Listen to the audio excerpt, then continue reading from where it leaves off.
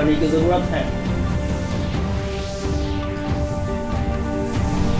रियासत में कोरोना मरीजों की तादाद बढ़कर 8,979, 78% लोग हुए सेहतियाब। साबिक मरकजी वजीर यशवंत सिन्हा ने बिहार में तीसरे महाज की तश्कील का ऐलान किया।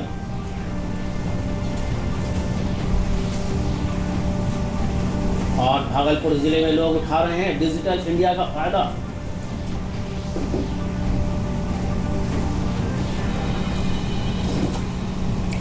नाज़रीन आदाब, मैं हूं शकील अहमद। खबरों की तफसील के साथ। वज़ीर-ए-आज़म नरेंद्र मोदी ने कहा कि आफात और बहरान से घबराने की नहीं बल्कि इसे चैलेंज मानकर इस पर जीत हासिल करने की जरूरत है। आकाशवाणी से आज मन की बात प्रोग्राम में अपने ख्यालात का इजहार करते हुए वज़ीर-ए-आज़म ने कहा कि इस साल कोरोना के अलावा गिरदावी तूफान, टिड्डी जमात का हमला और ज़लज़ला जैसे कई आफात आए हैं, लेकिन मुल्क के लोगों ने इन सारे आफात को मजबूती से मुकाबला किया है।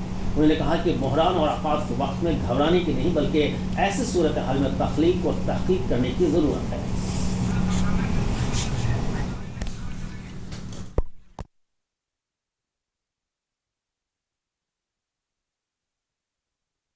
स्वाभाविक है कि जो वैश्विक महामारी आई, मानव जाति पर जो संकट आया, उस पर हमारी बातचीत कुछ ज्यादा ही रही। लेकिन इन दिनों मैं देख रहा हूं लगातार लोगों में एक विषय पर चर्चा हो रही है कि आखिर ये साल कब बीतेगा। बस लोग यही चाहते हैं कि किसी भी तरह से ये साल जल्द से जल्द बीत जाए। साथियों, कभी कभी मैं सोचता हूं कि ऐसा क्यों हो रहा है। हो सकता है ऐसी बातचीत के कुछ कारण भी हो। 6-7 महीना पहले ये हम कहाँ जानते थे कि कोरोना जैसा संकट आएगा और इसके खिलाफ ये लड़ाई इतनी लंबी चलेगी। ये संकट तो बना ही हुआ है, ऊपर से देश में नित नई चुनौतियां सामने आती जा रही हैं। अभी कुछ दिन पहले देश के पूर्वी छोर पर साइक्लोन अम्फान आया, तो पश्चिमी छोर पर साइक्लोन निसर्ग आया। कितने ही राज्यों में हमारे किसान भाई बहन टिड्डी दल के हमले से परेशान है, और कुछ नहीं तो देश के कई हिस्सों में छोटे छोटे भूकंप रुकने का ही नाम नहीं ले रहे हैं। और इन सब के बीच हमारे कुछ पड़ोसियों द्वारा जो हो रहा है, देश उन चुनौतियों से भी निपट रहा है। वाकई एक साथ इतनी आपदाएं, इस स्तर की आपदाएं बहुत कम ही देखने सुनने को मिलती हैं। हालात तो ये हो गई हैं कि कोई छोटी छोटी घटना भी हो रही है तो लोग उन्हें भी इन चुनौतियों के साथ जोड़ करके देख रहे हैं। वज़ीर-ए-आज़म ने कहा कि भारत को आफत के वक्त में हमेशा दुनिया के मुल्कों का साथ मिला है। उन्होंने कहा कि हमारा मुल्क दोस्ताना रवायत बरकरार रखने के लिए जाना जाता है और हमें दुश्मनों को सही जवाब देना है। वज़ीर-ए-आज़म ने बिहार के शहीद कुंदन कुमार का जिक्र करते हुए कहा कि उनके ख़ानदान वालों और गाँव के लोगों ने शहादत को फ़ख्र के साथ कबूल किया है, श्रद्धांजलि दे रहा है। पूरा देश उनका कृतज्ञ है, उनके सामने नतमस्तक है। इन साथियों के परिवारों की तरह ही हर भारतीय इन्हें खोने का दर्द भी अनुभव कर रहा है। बिहार के रहने वाले शहीद कुंदन कुमार के पिताजी के शब्द तो कानों में गूंज रहे हैं। वो कह रहे थे, अपने पोतों को भी देश की रक्षा के लिए सेना में भेजूंगा। यही हौसला हर शहीद के परिवार का है। वास्तव में इन परिजनों का त्याग पूजनीय है।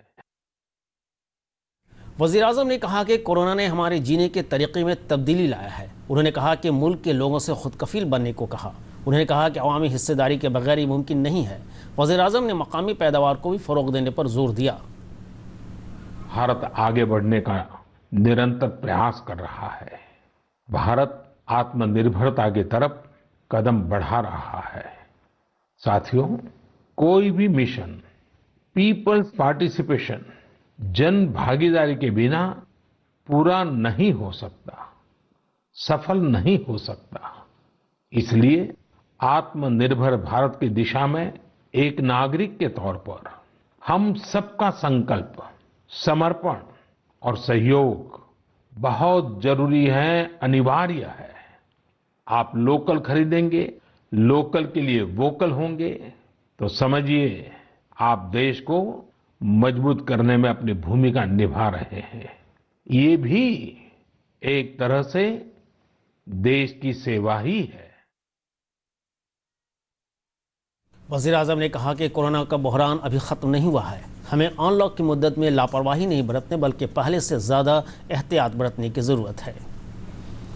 राजधानी पटना में भी आज लोगों ने वज़ीर आज़म के मन की बात को सुना। बीजेपी के रियासती दफ्तर में वज़ीर आज़म के पैगामात को पार्टी लीडरों और कारकुनों ने सुना। प्रोग्राम के बाद पार्टी के रियासती नायब सदर देवेश कुमार ने कहा कि वज़ीर आज़म ने अपने खिताब में एक बार फिर बहरान को चैलेंज में बदलने की बात कहकर आम लोगों को हौसला बढ़ाने का काम किया है। जल संरक्षण के छोटे छोटे तालाब बनाने के काम में हो सकता है कि जो तालाब उन्होंने बनाए वो बहुत बड़े न हो, लेकिन उनका ये प्रयास बहुत बड़ा है। मन की बात में प्रधानमंत्री ने कोरोना से लेकर लद्दाख घटना की सभी बातों का जिक्र किया। देखिए, स्वाभाविक है भारत कई चुनौतियों से गुजर रहा है और इन तमाम चुनौतियों की तरफ माननीय प्रधानमंत्री जी ने इशारा किया, लेकिन साथ ही साथ उन्होंने यह भी कहा कि भारत में इतनी क्षमता है, इतनी शक्ति है कि इन तमाम चुनौतियों को एक अवसर में बदलकर भारत को और मजबूत बनाने की क्षमता भारतवासियों में है।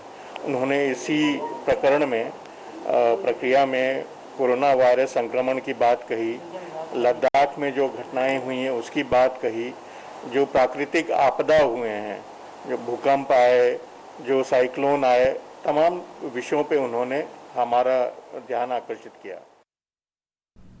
रियासत में कोरोना से अब तक 78% लोग सेहतयाब हुए हैं। सेहत सेक्रेटरी लोकेश कुमार ने वीडियो कॉन्फ्रेंसिंग के तौसूर से बताया कि सेहतयाब हुए मरीजों की तादाद बढ़कर 6,930 हो गई है, जबकि एक्टिव मामलों की तादाद अब तक 1,992 हो गई है।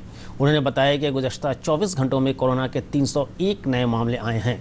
जनाब कुमार ने कहा कि अब तक की गई जांच में 4% ही कोरोना पॉजिटिव मिले हैं। रियासत में कोरोना मरीजों की तादाद बढ़कर 8,979 हो गई है।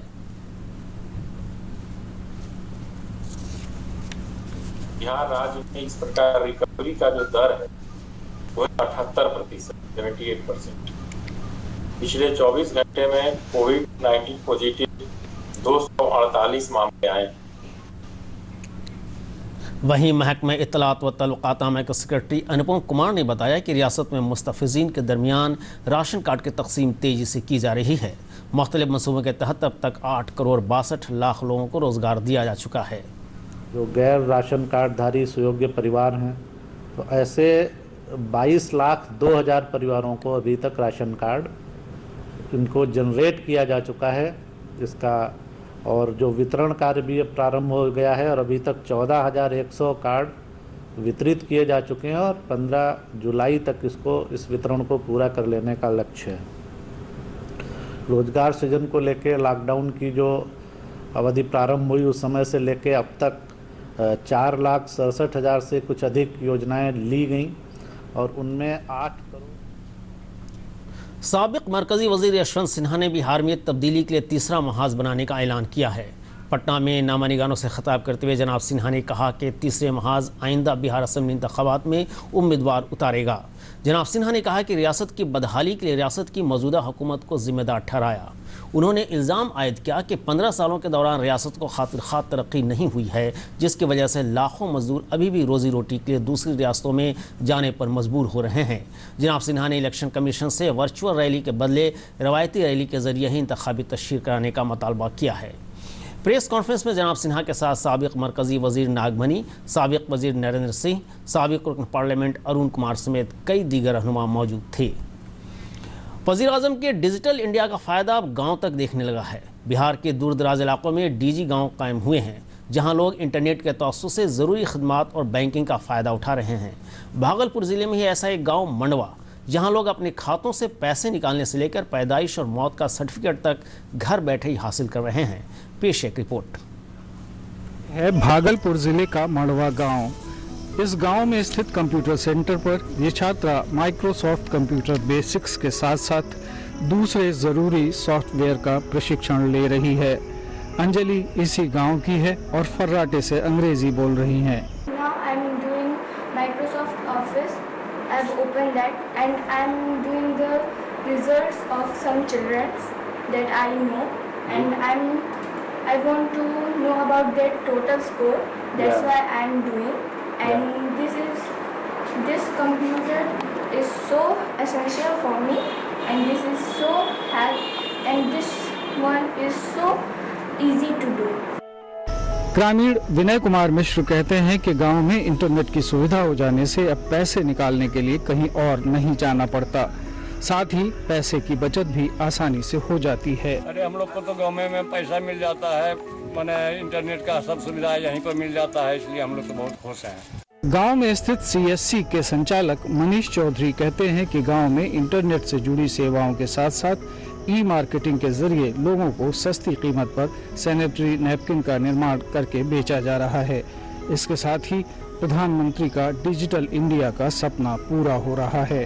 जैसे भारत सरकार की जो डिजिटल इंडिया प्रोग्राम है, डिजिटल सेवा का उद्देश्य बस उसी को साकार करने का है कि भारत के आम दूर दराज फैले हुए ग्रामीण क्षेत्र तक भी डिजिटल सेवा की पहुंच हो, जैसे कंप्यूटर, इंटरनेट, इन सब सेवाओं की पहुंच जो पहले क्या था बड़े शहरों में ही उपलब्ध हो पाती थी, गांव के लोगों को बहुत परेशानी होती थी, दूर दराज जाना पड़ता था। आज क्या है कि ये डिजिटल इंडिया के माध्यम से हर गांव तक डिजिटल सेवाओं की पहुंच हो गई। और इसमें अभी जैसे हम लोग ये स्त्री स्वाभिमान प्रोजेक्ट है, जिसके थ्रू हम लोग गाँव में अभी सैनिटरी नैपकिन का भी फैक्ट्री लगा के CSC के तरफ से ही लगाए हुए हैं, जिससे क्या है कि हम महिलाओं तक ये सैनिटरी नैपकिन जो 100% हाइजीनिक मटेरियल से बना हुआ है, सस्ते दरों पे। भागलपुर जिले के बिहपुर प्रखंड का मंडवा गांव विकास की नई इबारत लिख रहा है। न सिर्फ यहां लोग डिजी साक्षर हो रहे हैं, बल्कि इसका लाभ उठाकर तरक्की की मंजिलें भी तय कर रहे हैं। भागलपुर से प्रेमजीत सिन्हा की रिपोर्ट, दूरदर्शन समाचार, पटना। और आखिर में खास खबरें एक बार फिर।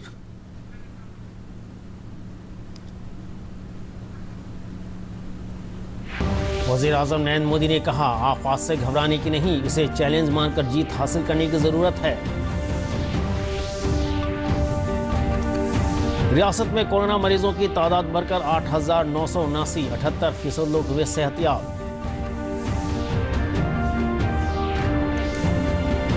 साबिक मरकजी वज़ीर यशवंत सिन्हा ने बिहार में तीसरे महाज की तश्कील का ऐलान किया।